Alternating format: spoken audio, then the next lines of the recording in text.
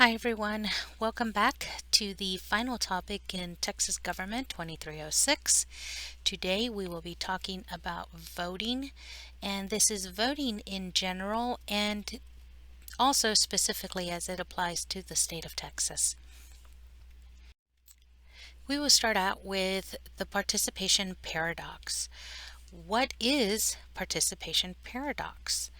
Well, the participation paradox is that individual voters rarely have any effect on the outcome of an election. So individually, as ourselves, our one vote really does not have an effect. So the question becomes, why do people vote? Well, we vote because when our votes are put together collectively as a group, our votes do matter and they always will matter. It is a matter of having the numbers on your side. Now, the practice of voting. The most important demographic variables when it comes to voting are education, income, and age. Those who are more likely to vote will exhibit more education, therefore they will be more than a high school graduate, have more income, meaning you go to college, you make more money, you are more likely to be interested, be older individuals. The older you get, the more you start to worry about your future, whether that is Social Security, Medicare, insurance, pharmaceuticals, doctors, and eventually those that vote do show a strong interest in politics or have an identification with a major party. And this is the major parties that we spoke of in our last topic of political parties. So what we see is that the people who vote the most will exhibit these four demographic variables, these four characteristics. So just because you are young does not mean that you don't vote or that you are not likely to vote. It just shows that when it comes to voting consistently, this is what we see. These are the characteristics that we see in voters. This is why voting is one of those issues that is near and dear to me, and I always encourage everyone to go out, register, and vote. So when it comes to voting, who can vote? Very simply put, a citizen of the United States. This does not mean that you have to be a born here on this dirt type of citizen. You can be a naturalized citizen, so long as you are a citizen of the United States, you are allowed to vote. You must be at least 18 years of age, and you must be a resident of the state in which you are voting. Now, when it comes to the practice of voting, there have been individuals and there are individuals who are prohibited from voting. So first, those that have been declared mentally incompetent, and this is not just because we say they are, there is a formal court proceeding that takes place in order to have somebody considered mentally incompetent. Now, of course, once someone has been adjudicated as mentally incompetent, you do lose certain civil liberties. One of those is your right to vote.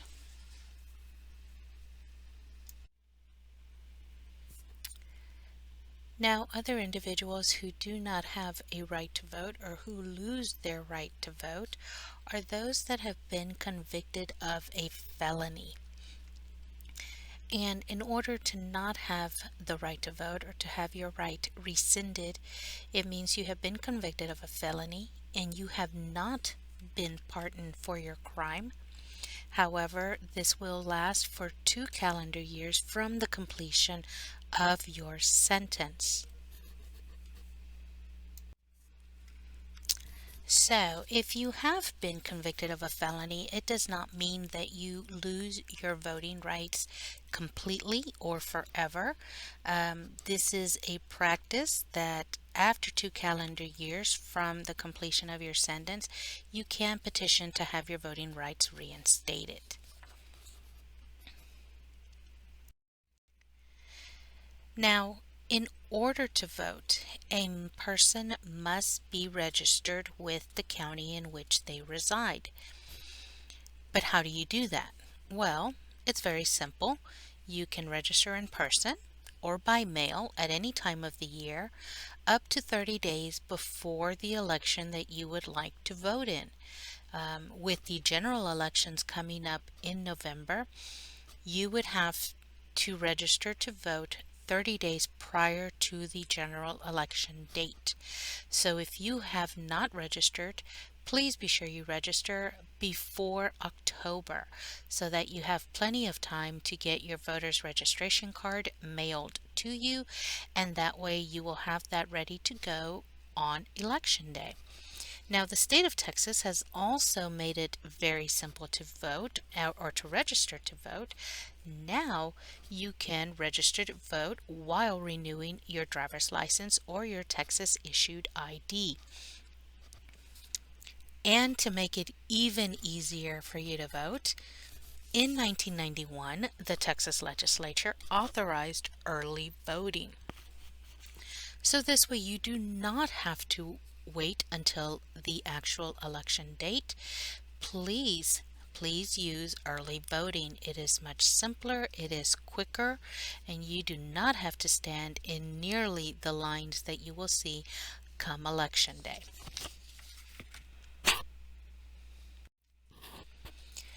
Now, we will talk about quickly voter turnout in the United States and in Texas. Now, voter turnout is the proportion of eligible Americans who vote and actually go out and vote. We also have to consider, though, the voting age population, and the voting age population has grown at a much faster rate than the actual voting population. So the voting age population is that number of people that are 18 and older. But just because you are 18 and older does not mean that you are either eligible or that you will actually go out and vote. So keep in mind that these are all different numbers. The voting age population is one number, voter turnout is a different number, and this is eligible people who are eligible to vote. So 18 and older, you do not have any conditions against you for voting. And so we have these different numbers that we have to consider when it comes to voting.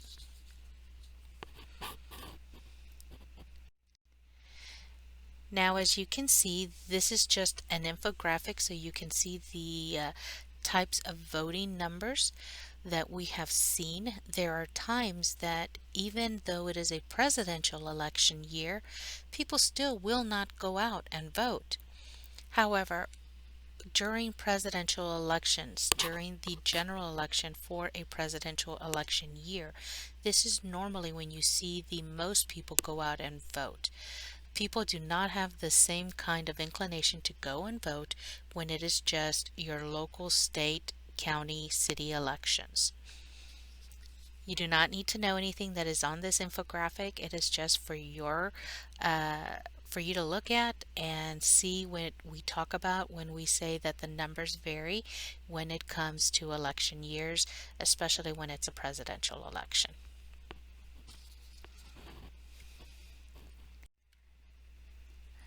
Now, in Texas, we see that there are two main reasons for the drop in voter turnout in the United States after the 1960s.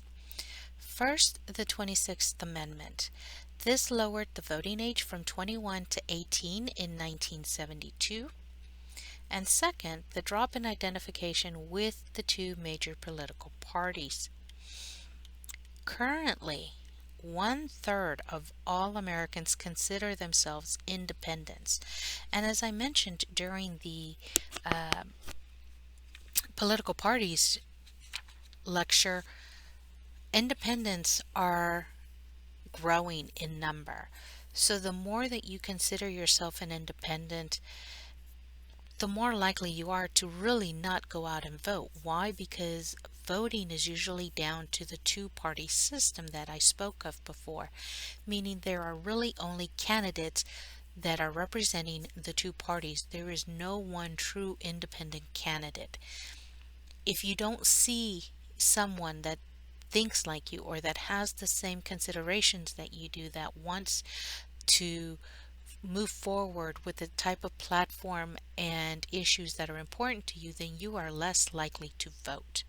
So this is what we are seeing, is we are seeing more people not vote because the people that are running for office are not representative of them socially, or they are not representing the issues that are important to them. Now, as you can see, the United States in this infographic and how it measures up to other countries and their voter turnout is not very good. We are at a 56.9% voter turnout, and this is the percentage of the voting age population. Whereas you can see there are other countries like Italy that have turnout in the 90%.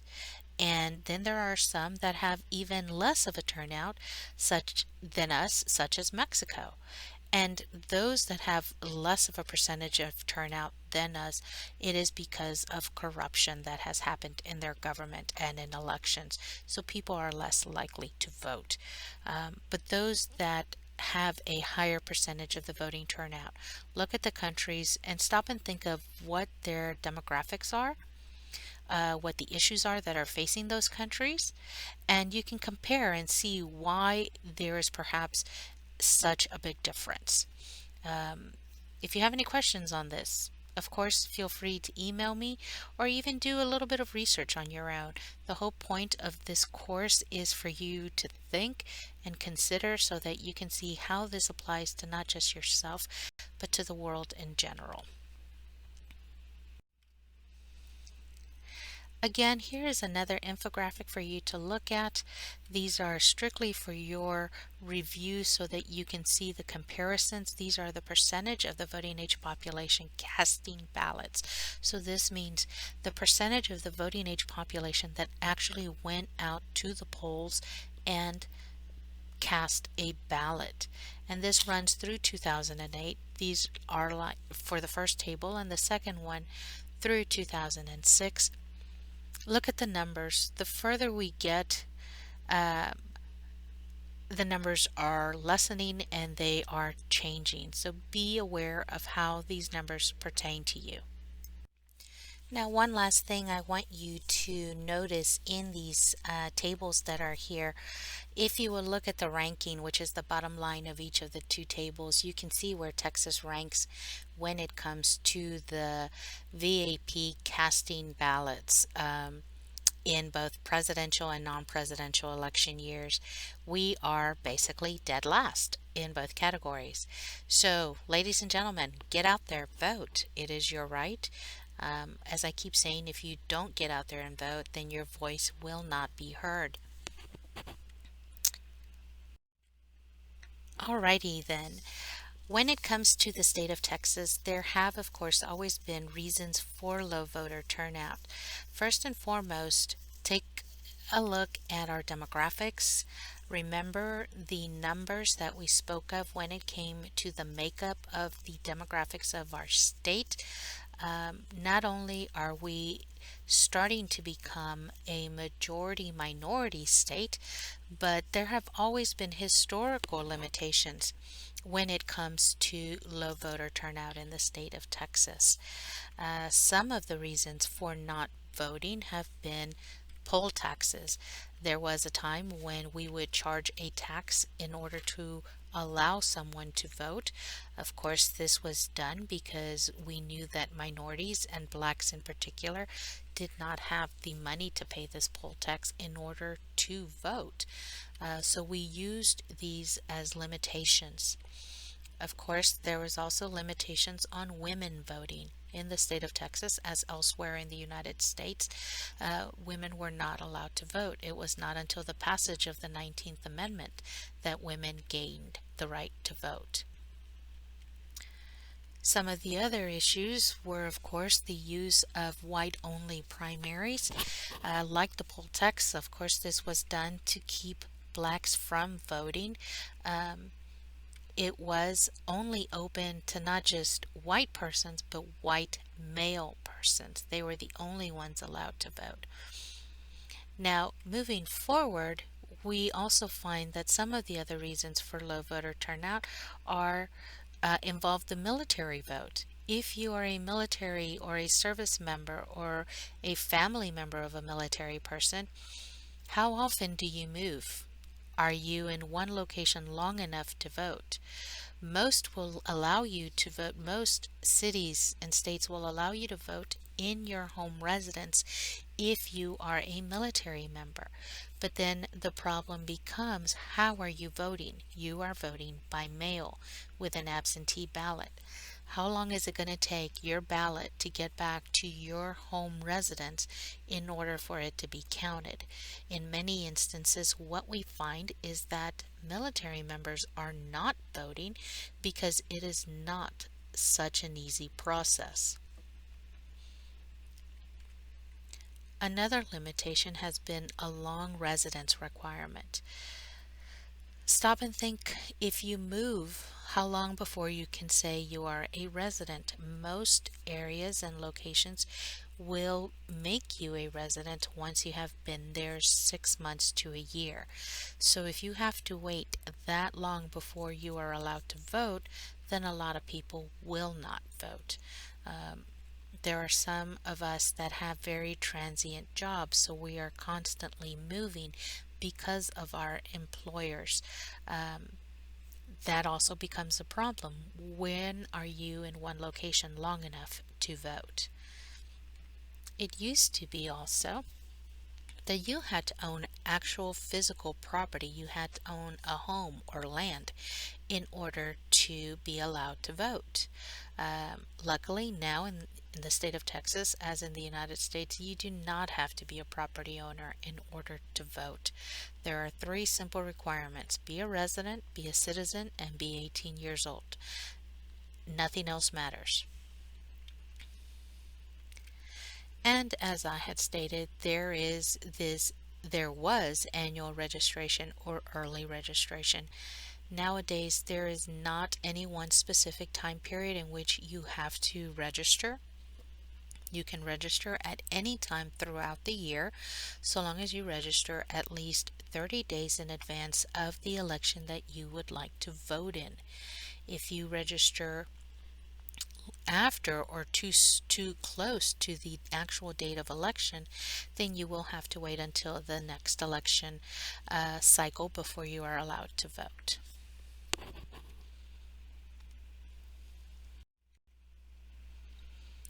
And of course, to continue with some other reasons for low voter turnout in the state of Texas, first, of course, is socioeconomic factors. Now, when we talk about socioeconomic factors, we are talking about what kind of situation you are currently in your life. What we have seen is that people at or below poverty level have much more to worry about than whether they are going to be voting. So we see that people will not vote depending on their socioeconomic factors. Also, when it comes to voting, the first thing I hear about is that the ballot length is too long. There are too many people on the ballot, and I just don't have time to sit there and go through all of them. Well, you have to stop and consider that the length of the ballot depends on the size of your town or city.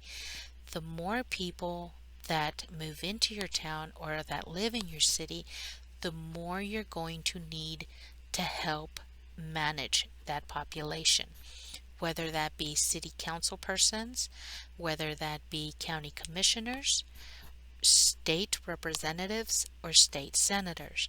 Remember, these are all offices that are dependent on the population of your area. So the more people that live in your area, the more people you will have to vote for. And that also goes for judges at the state level. The more population, the more courts you're going to need. The more courts that are opened up by the legislature, the more judges that will need to be voted to those positions. So keep this in mind. If you want a short ballot, unfortunately, the only way to change that is to move to a very small town. Of course, political culture comes into play, and this is the set of political values and beliefs that are dominant in a society. We all have a or we can fall into this community mentality, this society mentality. If you live in a neighborhood where most people don't vote, then chances are good you're not going to vote. If you grew up in a family where your parents, your aunts, your uncles, grandparents didn't vote, then chances are good you will not vote. We have our political ideologies and we grow up with a certain set of ideologies. However, those change as our life experiences change. So as you grow older, as you experience more, then it is up to you to decide if your political culture is going to be changed or if you will follow what is dominant in society. Remember, at the beginning of the year, we talked about traditionalistic and individualistic models of the state of Texas. So go back, refer to those two terms that we talked about. I believe it was in the first lecture. And look at them, see what they consisted of, and see if this is what applies to you. Because this is what we have seen is that these traditionalistic and individualistic models have applied to the state of Texas. It is up to you to make a change if they do not apply to you. Be your own person, vote your own way. All right, guys, I will stop here for now to try to keep it short and sweet. Please note this is only part one. I will load up part two, so be on the lookout for that. If you have any questions, please feel free to email me. I am here to help you. All right, I'll talk to y'all later.